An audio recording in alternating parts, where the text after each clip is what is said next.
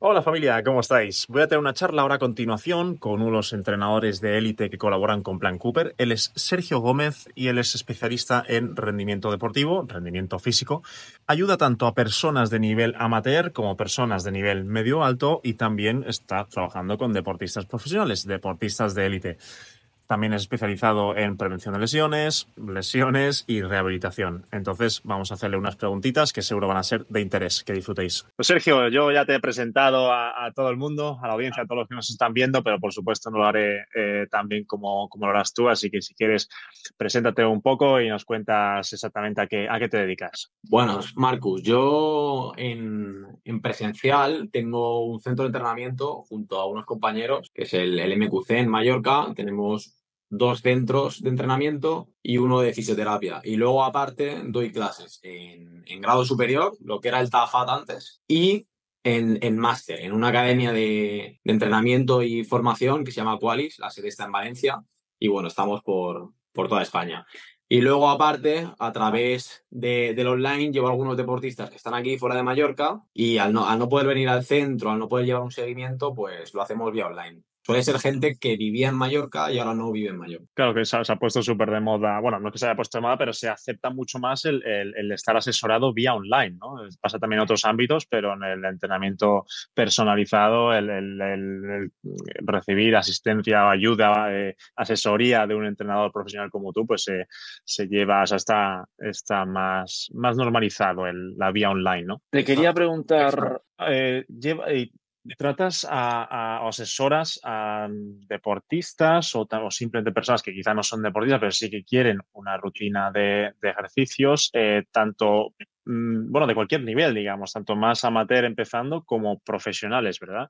¿Qué es lo que más cambia en materias en cuanto a la rutina de ejercicios en el gimnasio? ¿Qué es lo que más cambia entre una persona con una condición física pues, más avanzada a una que está empezando? Más, o sea, número de repeticiones, quizá el que simplemente sea, pues, empecemos con un estímulo con muy poco peso para ir entrando poco a poco. Podemos realmente entrar ya con el peso que podría. Quiero decir, ¿qué es lo que más llama la atención, la diferencia que hay entre una persona amateur que está empezando o una persona más avanzada? Pues mira, lo que hay que tener en cuenta en la experiencia de la persona es realmente cuánto tiempo lleva haciendo ese tipo de preparación física. Porque estamos hablando aquí de la preparación física en sí, de lo que se hace en gimnasio. Yo, por ejemplo, entreno deportistas que su nivel deportivo es muy alto, pero su nivel en gimnasio es más bajo. En cambio, entreno a otros que su nivel profesional es de divisiones más bajas, pero en gimnasio son mucho más fuertes. Entonces, primero él saber dónde está la persona y a partir de ahí trabajar sobre lo que puede hacer. Lo más típico y lo que se suele tener en cuenta dentro ya del entrenamiento es, uno, la intensidad a la que puede llegar esa persona, dos, el volumen de entrenamiento que puede soportar y sobre todo el volumen de entrenamiento a alta intensidad, que para mí es la clave. Cuanto más rendimiento, por ejemplo, yo entreno a gente que pita en primera división y entreno a gente que juega en categorías que no son profesionales. La intensidad de la primera división es mucho mayor que la de divisiones más abajo. En cambio, el volumen, el partido es el mismo. Y luego hay que tener en cuenta la selección de ejercicios, es decir, qué ejercicios hago, qué metodologías utilizo, pero sí o sí lo que hay que hacer es llegar a las demandas de cada persona. Es decir, si yo entreno a alguien que se prepara para jugar a fútbol, como es mi caso, un chico que juega en Andorra y juega de lateral, yo tengo que llegar a cubrir las demandas de su deporte y de su posición. En cambio, si hablamos de una persona que está empezando en el gimnasio, que quiere empezar a entrenar, que quiere empezar a moverse, lo que hay que hacer es, en base a sus objetivos, vamos a ver hasta dónde podemos llegar y a partir de ahí empezamos. Pero empezaremos con un volumen más bajo, una intensidad más baja y la selección de ejercicios será más sencilla, entre comillas, utilizar ejercicios tan complejos con tipos de contracción tan agresivas y a partir de ahí vamos a ir subiendo poco a poco. Sí, eso es en general empezar más suave cuando se está empezando. Bueno, o sea, era un poco la respuesta obvia, pero me ha gustado que has dejado claro que es que desde el principio, que es que te adaptas mucho o sea, quiero decir, cada persona, no hay un patrón para todo el mundo igual, ¿no? No hay un libro de recetas para todo el mundo igual. Es importantísimo primero conocer las capacidades de las personas, ¿no? Ver desde qué punto parten y qué son capaces de hacer de primeras y luego ya pues ponerle una planificación pues totalmente personalizada 100%, ¿no? ¿Qué, qué frecuencia es recomendar? Porque tú estás más como especializada en lo que es el rendimiento en el gimnasio, en la preparación física. Yo veo muchas veces que hay personas que sí que quizá van al gimnasio, muchos van por libre, que no os recomiendo, claro, pero van cuando pueden, a veces no pueden, se tiran días sin ir, luego van quizá 3 días a la semana, luego van una semana todos los días. Creo que es importante aclarar o intentar ver cuál es para mantener esa constancia, ese rendimiento, mantener que el cuerpo pues siga todo el rato en la cresta de la ola, digamos, del rendimiento, ese tono y esa forma física. ¿Qué frecuencia es recomendable pues, realizar ejercicio físico en el gimnasio para mantener ese estímulo de constancia? Mira, cuando hablamos de deporte y deportistas, hay diferentes tipos de poblaciones. Por ejemplo, te puedes encontrar a alguien que compite cada semana y te puedes encontrar a alguien que tiene una oposición en 3 meses o que tiene una carrera en 3 meses. Por ejemplo, quiero correr un 10K en 3 meses y el otro que juega a básquet y cada semana está compitiendo. Son dos perfiles muy diferentes. En cuanto al deportista, que hace su trabajo en su propio deporte, es decir, imagínate, yo entreno básquet 4 veces a la semana y juego un partido, no es lo mismo que dedico toda la preparación física contigo. Entonces, para un deportista que, por ejemplo, juegue a fútbol, yo le recomiendo dentro de temporada hacer mínimo 2 días de un estímulo alto en gimnasio, 2 días mínimo. Suelo recomendar, si es posible, hacer 3. El día de recuperación, hacerlo de una forma diferente, que si trabajo con metodologías que son menos agresivas, un trabajo más estructural, y después 2 días fuertes a nivel sistema nervioso y a nivel muscular. Y luego, si por ejemplo te estás preparando una oposición, lo que nosotros hacemos y lo que lo que recomiendo es, sigue en el gimnasio hacer 3 sesiones, si haces una cuarta que sea de muy baja intensidad, o sea, de movilidad o lo que necesites, de recuperación, pero luego aparte tienes que meter tus sesiones de pista y de natación. Entonces hay que adaptarse a cada persona. También depende de la edad. También depende de la experiencia que tengas. Un deportista que lleva muchos años haciendo ese deporte, quizás con 2 ya le es suficiente. Pero en cambio alguien que se está adaptando a una nueva categoría necesitará 3 para poder llegar a las demandas que le requiere. Y en pretemporada hay que apretar un poco más. Y en postemporada, pues hay que apretar diferente. Vale, pero una persona que no se está dedicando a un deporte en concreto, que simplemente va al gimnasio y busca mantener esa forma física, sentirse ágil, flexible, digamos, fuerte y resistente, sacando provecho al gimnasio, digamos, con 2 días a la semana, podríamos decir, de un buen Yo entrenamiento, ya recomiendo, valdría quizá más. yo, sinceramente, hay que valorar bien y depende de lo que haga la persona, el tiempo que tenga, a lo que se dedique, es un mundo. Recomiendo empezar con 2 si no has hecho nada nunca y que te adaptes a 2 días y que los cumplas siempre. Pero en cuanto puedas, hay que intentar pasar a 3 o empezar a moverse durante tu día a día de una forma u otra, en tu casa, en el parque de abajo. Pero sí que es cierto que yo recomiendo mínimo 3, porque si haces 3, cansas 4. Entonces, ya está bien para empezar. Sí, sí, y así no nos saltan las agujetas cada vez que vamos. ¿Cómo manejas un mesociclo de rendimiento? Más a medio plazo, casi digo largo plazo, no, a medio plazo, el mes entero. Nosotros los piragüistas en nuestro deporte hacemos mesociclos de 3 semanas de carga, lo llamamos, y una semana de descarga. O sea, no es que nosotros hagamos siempre la misma carga durante todo el año, sino que trabajamos 3 semanas bastante fuertes y luego hace una semana donde no es que no entrenemos, pero es bastante menos carga y vamos como un poco, si fuese una gráfica, pues así, ¿no? Descansando un poco, volvemos y vamos mejorando hasta llegar al día de competición, ¿no? Pues aunque no seamos deportistas profesionales, quizá también hay una manera se recomienda un poco hacer esas mesetas, esos mesociclos así, o realmente si no estamos entrenando para ser los mejores del mundo, digamos, eso no tiene importancia. Una persona un poco más de nivel medio, digamos. A ver, si no tienes un enfoque deportivo, yo recomiendo descargar bastante poco. Porque lo digo siempre, las descargas te las da la vida. Y no, esto no es broma. Una semana te pones enfermo. Que si mi madre necesita no sé qué. Que si me voy de vacaciones. Entonces, alguien que entrene por salud, pérdida de peso, quiero estar en forma, yo no recomiendo hacer descargas en sí. Si un día estás muy fatigado, pues lo adaptas y ya está. Porque lo dicho, cualquier semana te pasa algo, te coincide con la descarga, ya estás medio mes sin entrenar. Luego, si estás enfocado en el deporte, yo lo que hago es, con deportistas que compiten todas las semanas, llevo una ondulación de cargas semanalmente, porque hay partido cada semana. No es lo mismo que tú en tu deporte, que sí que vas más a medio, largo plazo. Pero en cambio, con alguien que sí que tiene un objetivo a medio, largo plazo, hago lo que tú has dicho. Vamos ondulando y vamos progresando. Carga, carga, carga, descarga, carga, carga, carga, descarga. Y dentro de la semana también hay una ondulación en cargas. No utilizo el mismo tipo de cargas, ni, por ejemplo, si trabaja la fuerza máxima durante 6 semanas seguidas. Es imposible.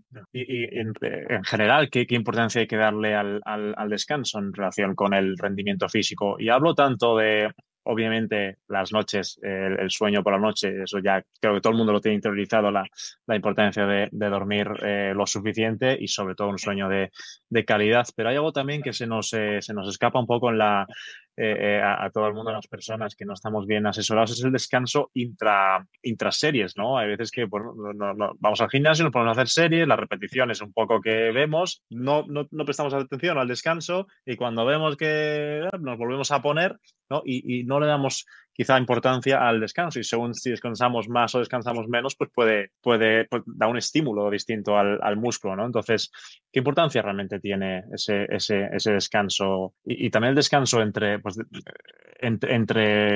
sesiones de entrenamiento, digamos, descansar 2 días, descansar uno, descansar 3 días. ¿Cómo es de importante también esto para llegar al objetivo? Pues mira, el descanso es lo que va a hacer que crees adaptaciones o no. Por ejemplo, yo te digo, haz 4 sprints y no descansas entre ellos, me vas a hacer uno a buena velocidad y uno va a ser el que va a ser bueno. Entonces aquí pasa exactamente lo mismo. Si en la primera serie tú haces 5 repes buenas y no descansas, en la siguiente vas a hacer 5, pero estas 2 ya no te van a dar el estímulo que tú quieres. Siguiente serie, esta, como la vas a hacer a una velocidad baja, ya vas a hacer 2 buenas. En cambio, si tú respetas el descanso y respetas la velocidad de ejecución que hay que llevar en cada serie, vas a hacer 5 más 5 más 5. En total, 15 repes buenas. Y ahí es cuando creas el estímulo. Entonces, sobre todo cuando tienes un enfoque de quiero mejorar, por ejemplo, mi RM, como no descanses, no vas a poder aplicar intensidad. Cuanto tiempos no hay algo ultra específico según evidencia. Hay evidencia que te dice que no hay diferencias entre descansar, que si 3, que si 5, que lo hagas cuando tú te sientas bien. Suele ser 3-5, suele ser, ¿vale? Y luego, entre sesiones de entrenamiento, para mí lo ideal es que haya un descanso de un día entre series, si es posible. Si es posible. Y ya, si tienes un partido el fin de semana o compites, hay que hacer una descarga 48 horas antes, en cuanto a volumen principalmente. Qué importante es tener una planificación detallada donde se te asesore no solo con el entrenamiento en sí, sino todo un poco lo que hay alrededor del entrenamiento para poder llegar a cada sesión pues de la mejor manera, ¿no? Pues bueno, ser consciente y querer entrenar no solo mucho o poco a tope o menos a tope, ¿sabes? Sino entrenar bien, ¿no? ¿Y cómo integras la salud mental en tus programas de entrenamiento? Porque es algo tremendamente importante. Al final, desde aquí, pues parte todo, entrenemos mejor o peor, según un poco lo que el estímulo también mental, la motivación bueno, es que 40.000 valores que podemos tener, ¿no? Pues al final todo empieza en la mente, en el deporte de alta competición, pues es tremendamente exagerado, por supuesto.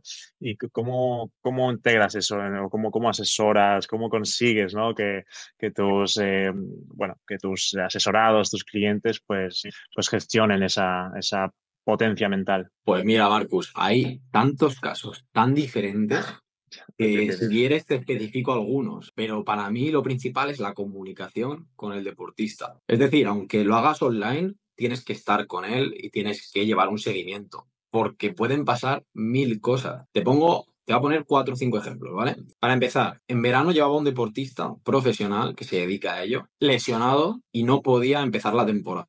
Es decir, empezaba la temporada y se perdió 3 partidos. La gestión emocional en ese caso fue brutal, brutal, porque necesitaba ir al fisio cada vez que sentía algo. Una necesidad de diagnosticar, de hacer ecografía, de miedo. Brutal, brutal. Y ahí la comunicación fue fundamental. Oye, vamos a hacer la ecografía que necesites, pero, tío, esto es lo que te está pasando, es normal, vuelves a adaptarte. Luego, tengo, por ejemplo, ahora un deportista que le han expulsado 2 partidos. Y para él esto es una frustración, porque, claro, también es deportista, es profesional, vive de ello, y que te expulsen 2 partidos, a lo mejor supone que luego no eres titular otra vez. Entonces, otra vez, con la comunicación es lo único que puedo hacer. Yo sí que recomiendo asesorarte por psicólogos en caso de que puedas, mejor que lo hagas en deporte de rendimiento. Luego hay frustraciones, por ejemplo, tengo un árbitro que pensábamos que iba a ascender este año y no ascendió. Entonces, después de un año te llevas una hostia que no veas y dime tú con qué ganas vuelves a entrenar. Entonces, lo mismo es que él lo gestione, pero lo único que puedo hacer yo como entrenador es, a través de la comunicación, intentar entender a esta persona en todo momento, ponerme en su lugar y saber qué le da el deporte a él, qué es el deporte para él, qué significa, qué hay detrás, cuánto trabajo hay detrás. Y es intentar entender a las personas. Por lo dicho, que para mí la figura del psicólogo es fundamental si te dedicas al rendimiento o quieres dedicarte al rendimiento. Sí.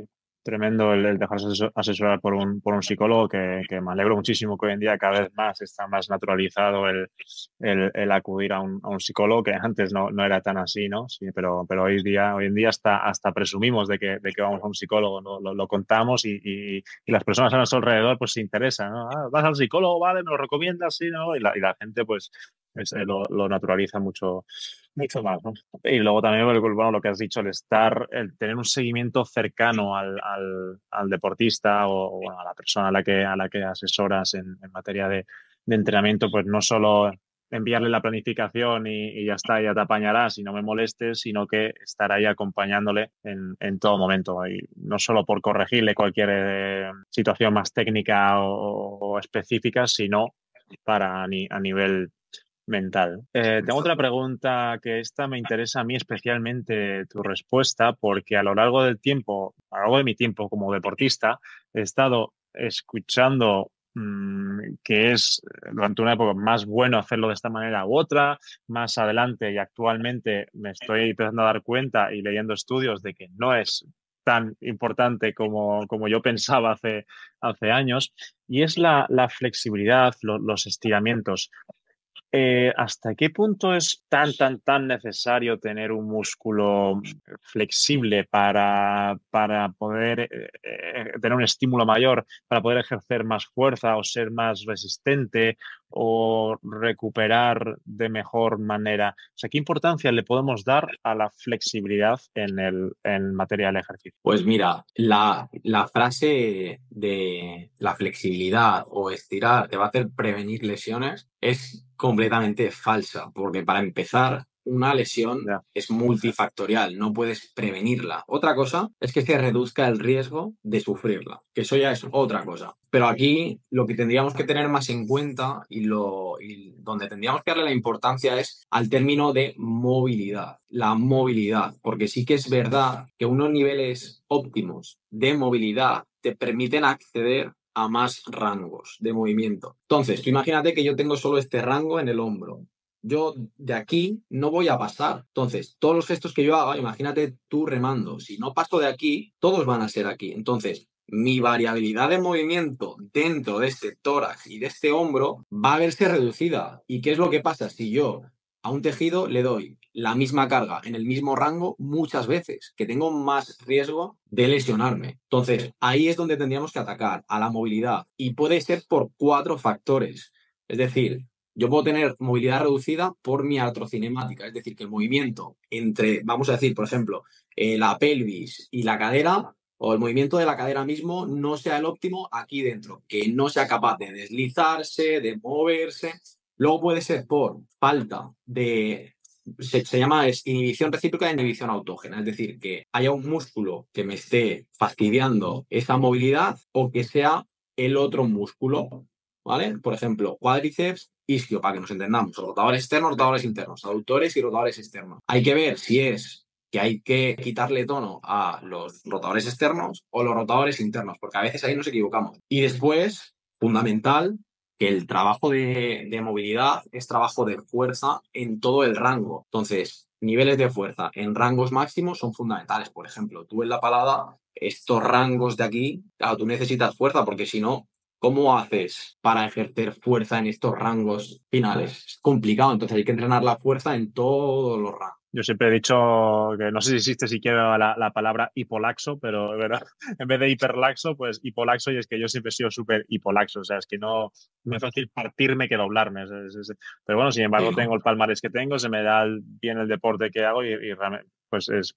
Y siempre me ha llamado la Yo, atención porque yo siempre he estirado desde pequeño siempre he sido de estirar, yo siempre he sido de cuidar un montón los detalles, he siempre estirado y sin embargo soy como una piedra, macho. Entonces es algo que siempre me ha interesado y antaño siempre escuchaba que había que estirar y antaño, o sea, durante mucho tiempo, incluso la fase en la que estuve entrenando para Río de Janeiro, los Juegos Olímpicos donde gané el oro, yo siempre estiraba después de entrenar, por supuesto con cuidado. Pero siempre estiraba pensando que eso me iba a ayudar a recuperar más, prevenir lesiones pero bueno, o sea, claro, no es que haya que aquí decir que no sea bueno estirar, o sea, que no es que vaya a perjudicar, ¿verdad?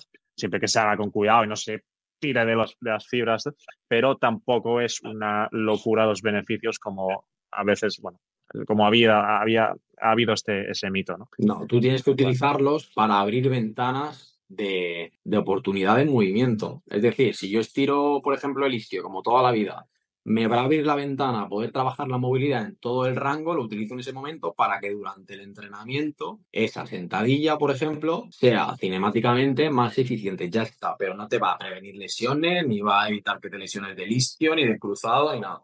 o sea, en tal caso es importante entonces hacer movilidad. O sea, ahora explicamos exactamente qué puede ser la movilidad en concreto, pero en tal caso es mejor hacerlo o sea, previamente al ejercicio. O sea, mientras estamos calentando y demás, pues también dentro de ese total de calentamiento hacer movilidad. Quizá pues, primero hacer unos movimientos articulares, ¿no?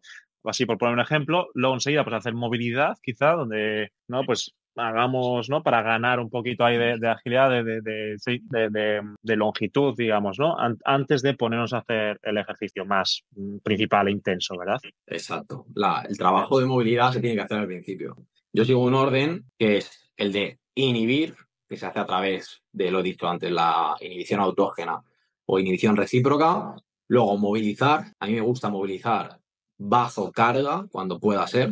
Es decir, trabajo, por ejemplo, la rotación torácica bajo carga, a lo mejor con cargas bajas, desde posiciones que estén en contra de la gravedad. Y luego está la de integrar todo este movimiento. Yo, por ejemplo, puedo integrar con remos, metiéndole toda la movilidad, presses metiéndole toda la movilidad, que si Turkish Get Up, que si Indian Get Up, movimientos más globales. Y luego ya aproximas y empiezas el entrenamiento. Pero lo que no veo es, antes de hacer sentadilla, voy a hacer movilidad y voy a trabajar la dorsiflexión del tobillo. Antes de, porque si no, el entreno te lleva 7 horas. Sí, sí, sí, sí.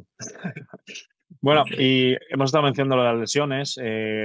Voy a hacerte unas preguntas sobre ello, porque, bueno, iba a decir por suerte o desgracia, está claro que por desgracia, pues de vez en cuando nos podemos lesionar, no somos robots, máquinas perfectas.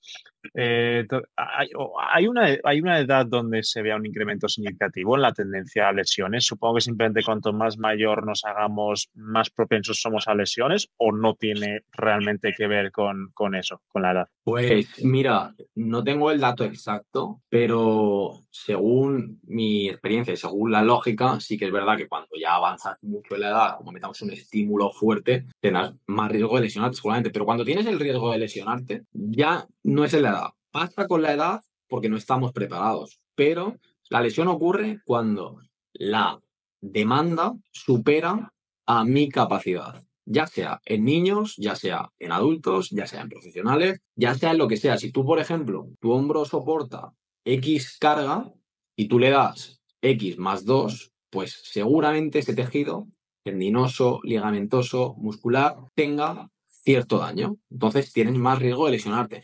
Y a mí lo que me preocupa más, Marcus, y esto es verdad, que lo he hablado con compañeros de profesión, es que cada vez los niños tienen más lesiones de adultos. Es decir, los niños cada vez se lesionan más. ¿Tú te acuerdas antiguamente cuando tú eras joven? o yo era joven, yo no recuerdo lesiones de gente de mi equipo, ni de amigos, ni nada. Ahora, chavales con roturas musculares, ligamentos cruzados, un montón de esguinces.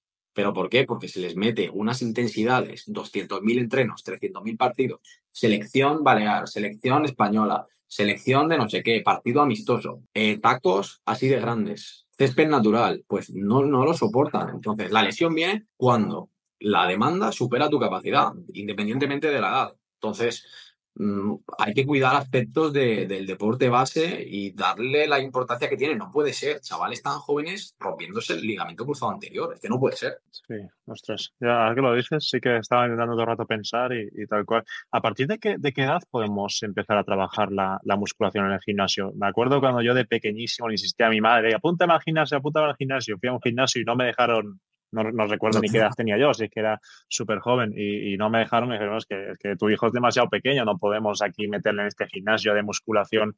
¿Hay como alguna edad que esté, yo qué sé, pues que se haya hecho estudios de que, mira, a partir de esta edad ya sí que se puede empezar a meter musculación, pero antes no, sea por tema de quizá de desarrollo de los tejidos, por tema de crecimiento?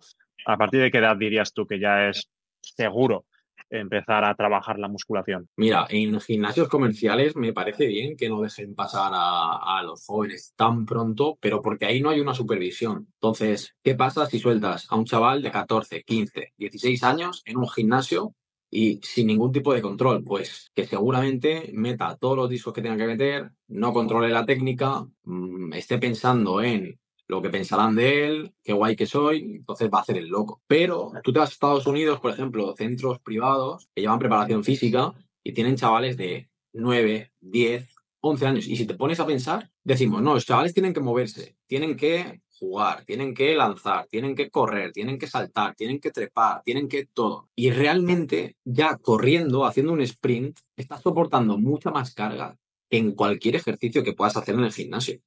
Es decir, tú haces un sprint al 100%, como hace un niño. La carga que soporta esa pierna, ese Aquiles, ese rotuliano, ese cuádriceps, es mucho mayor que haciendo una sentadilla con 12 kilos aquí, pero mucho mayor. O cuando está trepando a una mano por el parque, la carga que recibe ese hombro, ese bíceps, es mucho mayor que haciendo un press con 6 8 kilos, mucho mayor. Entonces, yo lo que digo siempre en mi centro es que los chavales, sí que es verdad que 7 8 años no lo veo, pero porque están pensando en jugar, que si van ahí es juego casi todo el rato, pero sí, que lo que digo es cuando el chaval sea capaz de hacerme caso, punto. Porque por el gimnasio se mueve mucha gente, que si haciendo clean and jerk, imagínate un chaval corriendo y puede haber una desgracia. Entonces, cuando hacen caso, es cuando ya pueden empezar a entrenar, que sean capaces de que yo les diga, Vale. Julián, la espalda. Y Julián diga, vale, hostia, lo entiendo, le hago caso, esto es importante y voy a hacerlo. Vale, porque realmente es un mito lo de entonces de que podemos poner en riesgo el crecimiento, de que si empezamos a hacer gimnasio de pequeños mientras estamos creciendo vamos a ser más bajitos, más enanos, porque no vamos a permitir que crezcamos y que el músculo, o sea, es un mito. Sí que es un mito. Esto viene de un estudio japonés de los años 70, creo, que no hay grupo control, son chavales que están sometidos a cargas excesivas completamente y no hay grupo control. Eso no es un estudio que esté bien hecho. Lo único que podría pasar, y sí que es verdad, es que si hacemos mucho el loco, si hacemos mucho el loco, sí que puede haber problemas, pero como puede haberlos contigo y conmigo. Entonces, lo mismo. Y que un chaval no se va a poder fracturar el fémur jugando a básquet, claro. Y no se puede romper la tibia, el peroné, claro. Entonces, bueno, sentido común, que a veces es lo único que hace falta para entrenar a estos chavales. Que no hagan el loco y punto. Sí. Vale, vamos a poner un ejemplo con las lesiones. Vamos a poner, vamos a pensar que nos hemos lesionado, bueno, o que hay alguien lesionado y que ya, pues, ya está en proceso de rehabilitación, digamos que ya puede entrar por las puertas del gimnasio y hacer, pues, ejercicios, musculación. ¿Qué trucos o consejos podrías dar para que esa persona pueda empezar o seguir entrenando, musculando? Sin romperse, pero seguir pues dándole un estímulo, ¿no? Una vez me contaron una manera que bueno, que estaba haciendo un conocido, que era con bastante menos peso de lo habitual, lo que hacía era, bueno, estaba en ese momento haciendo sentadillas, lo que hacía era cuando bajaba, relativamente lento, y cuando estaba abajo en el máximo punto de contracción, digamos, se mantenía unos segundos y luego ya subía, que él normalmente no paraba 2 segundos, o, bueno, dos, 3 o 4, pero le pregunté a él por qué hacía eso, me entró la curiosidad, me dijo, no, es que acabo de estar o estoy lesionado, me estoy recuperando y pues para sacar ahí un máximo de estímulo, ¿no? Para cansar más en el punto más duro, digamos, pero sin, sin que eso afecte a mi lesión, ¿no? O sea, eso, por ejemplo, sería pues una manera de poder seguir, ¿no? Estimulando, trabajando, pero con menos carga, ¿verdad? Mira, yo lo que te diría en la lesión es que el ser humano y las personas no somos empresas de fabricación de cajas de lo que sea. Es decir, no es A, cuando hago B, cuando hago B, hago C, cuando hago C, hago D, sino que somos sistemas complejos, dinámicos, y lo que diría, para resumir la pregunta y que no se nos vaya a 20 minutos, es que la persona tiene o en este caso el entrenador adaptador, tiene que centrarse en lo que la persona puede hacer y no en lo que no puede hacer. Muchas veces, imagínate, tengo una lesión en el sóleo. Hostia, el sóleo es un músculo que tenemos en el cuerpo, pero es que tienes el resto del cuerpo para entrenar, eso para empezar. Y si has tenido, por ejemplo, una rotura muscular en el sóleo, muy bien, no le des un estímulo de contracción muy rápido, porque ahí es cuando la fibra sufre más, entre comillas, ni un excéntrico concéntrico muy rápido, porque ahí es cuando se alarga y se contrae. Y hay que centrarse en lo que la persona puede hacer, pero lo que no hay que hacer es, cuando tengo una lesión, es poner el foco en la lesión. Es decir, si esto es la persona y esto es la lesión, muy bien, tengo todo lo otro, pero lo que suele pasar es que si esto es la persona y lo que hacemos es que esto es la persona y todo lo otro es la lesión. Nos enfocamos en la lesión, cuando hay que enfocarse en todo lo otro, en mantener su variabilidad de movimiento, mantenerlo dentro de su entorno en cuanto sea posible, hacer que cuando vuelva no pierda todo lo otro. Hay muchas cosas que hacer durante una lesión. Una lesión a veces es una oportunidad para volver más fuerte. Vale, y una última pregunta que le va a interesar a muchas personas, seguro, porque, bueno, salvo los deportistas que, por supuesto, se dedican a ello de forma profesional, es su trabajo y van a tener, por supuesto, todo el tiempo del mundo para ello, pero las personas hoy en día pues, estamos siempre ocupados, a veces es la típica excusa, no tengo tiempo para entrenar, no tengo tiempo para ir al gimnasio y muchas veces pues buscamos hacer ejercicio pero cada vez el entrenador se adapte a ponernos una rutina bueno, que requiera de poco tiempo, ¿no? Que vaya al grano con ejercicios específicos. Ostras, a veces supongo que es difícil, ¿no? ¿Cómo consigues diseñar un programa de entrenamientos efectivos para una persona con horarios, pues muy reducidos? Pues mira, Marcus, yo lo que intento y lo que le recomiendo a esta gente es que meta toda la actividad que pueda fuera del gimnasio, eso sí o sí, es decir, vienes a entrenar, pero si algún día puedes salir a caminar 10 minutos, 15, 20, si quieres que te envíe unos ejercicios para hacer en casa en cualquier momento, hazlos, pero eso, añadir más actividad durante el día a día, ¿vale? Y luego las veces que vienen al gimnasio, lo que se hace para aprovechar el tiempo es hacer bloques de ejercicios en los que unos no interfieran en los otros. Es decir, yo puedo hacer un bloque que sea a uno, a 2, a 3 y a 4. 4 ejercicios. Y a lo mejor aquí te meto un ejercicio dominante de rodilla que sea intenso. Luego aquí a lo mejor te meto un accesorio de tracción, por ejemplo, te meto un auxiliar de cadena posterior y te meto un analítico de, por ejemplo, tríceps, por decir así, ¿vale? Cada uno tiene un estímulo que no fatiga al otro. Y cuando yo vuelvo a dar la vuelta, ya estoy recuperado de todos los ejercicios. Entonces, Bueno, así no necesito meter ese descanso entre series que no es realista. Incluso yo con deportistas lo hago así porque la gente tiene 1 hora y cuarto o así para entrenar y ya está. Entonces, hay que agrupar ejercicios y lo que yo recomiendo es, en caso de que tengas poco tiempo, 2 bloques, 3 series, 4 por ejercicio, depende de lo que tengas, y al final un bloque aeróbico, llámalo como quieras, de intervalos, en la soul bike, en esquí, lo que tengas. vale, o sea, es como si, vale, yo tuviese que hacer pues un bloque primero de músculos de push, digamos, de pecho, de empuje. Y luego al final, pues mi rutina me dice que pues que luego meta un bloque de pierna. Realmente yo si tengo prisa en el descanso del primer bloque, o sea, podría realmente unir el bloque de músculos de push con el de pierna, porque no tienen nada que ver, digamos, mientras descanso de uno, estoy haciendo el otro.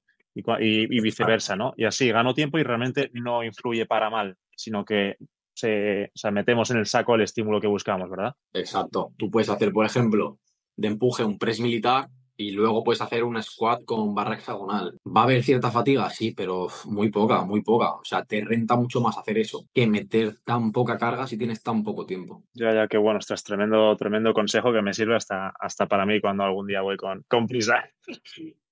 Y tremendo Todos, consejo todos. en general, tremenda respuesta, Sergio. Te agradezco muchísimo bueno, no sé si decir breve charla, pero bueno, que al final se ha ido a un rato, pero es que se me ha pasado volando el tiempo. Seguro que las personas que nos escuchen y nos vean y o escuchen, pues lo van a agradecer también. Gracias por tu tiempo y ya charlaremos en breves otra vez, seguramente, y con otras nuevas preguntas y respuestas de actualidad. Así que gracias por A ti, tu Marcos. sabiduría y tu tiempo. Encantado. Y seguimos a tope. Bueno, Venga, gracias. un abrazo.